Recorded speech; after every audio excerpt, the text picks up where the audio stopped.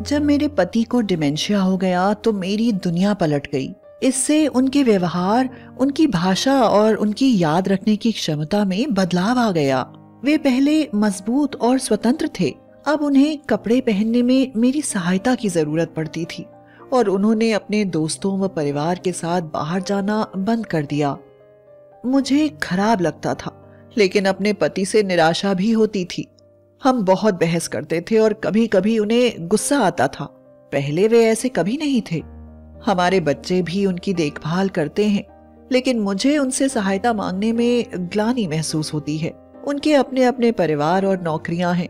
मैं उनके जीवन में हस्तक्षेप नहीं करना चाहती हूँ। ये उनके लिए भी कठिन रहा है।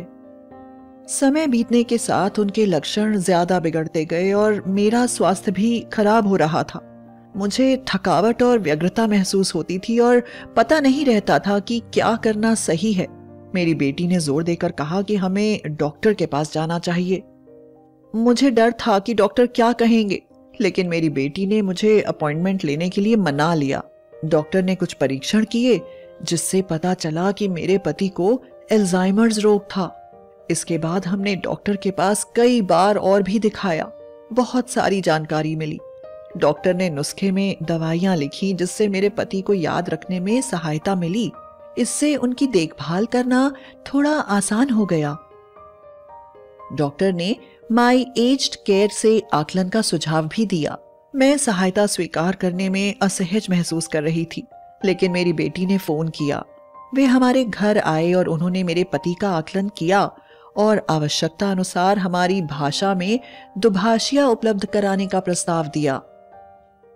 गृह देखभाल पैकेज प्राप्त करने में कुछ महीने लग गए।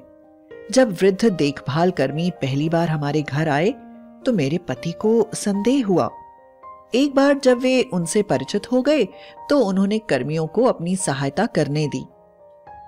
एक केस मैनेजर ने मुझे अपने पति के लिए घर पर दैनिक देखभाल की व्यवस्था करने में सहायता दी और मुझे ऐसे गतिविधि समूहों के बारे में बताया जिनमें वे दिन के समय शामिल हो सकते थे, और मेरे लिए एक देखभालकर्ता समर्थन समूह के बारे में बताया जिसमें मैं शामिल हो सकती थी। मेरे पति अनिच्छुक तरीके से एक गतिविधि समूह में शामिल हो गए। मैं पहले तो उनके साथ जाती थी, लेकिन समय बीतने के साथ वे खुद ही जाने में समर्थ हो गए। उन्हें किसी के साथ में रहना पसंद है और अब मेरे पास खुद अपने लिए पूरा दिन रहता है। उन्हें रात में सोने में परेशानी होती है। कुछ रातों में वे कई घंटों तक जागे रहते हैं। इससे हम दोनों को थकावट और चिड़चिड़ापन महसूस होता है।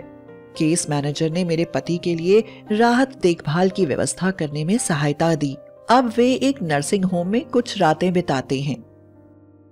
हमने स्थायी रूप से नर्सिंग होम में देखभाल के बारे में भी बात की, लेकिन हम अभी तैयार नहीं हैं।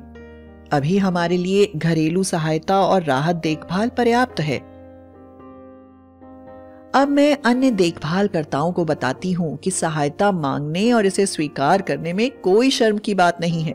समर्थन सेवाओं की व्यवस्था करने में समय लगता है, लेकिन ये मदद के लिए उपलब्ध हैं। आप देखभालकर्ता समर्थन समूहों में शामिल होने और डिमेंशिया के साथ जीवन जीने वाले अपने प्रियजन के लिए घर पर समर्थन या राहत सेवाओं की सुलभता प्राप्त कर सकते हैं। अग्रिम देखभाल योजना में सहायता के लिए जानकारी भी उपलब्ध है। आप अपनी परिस्थितियों के अनुसार सहायता का तरीका तय करते हैं।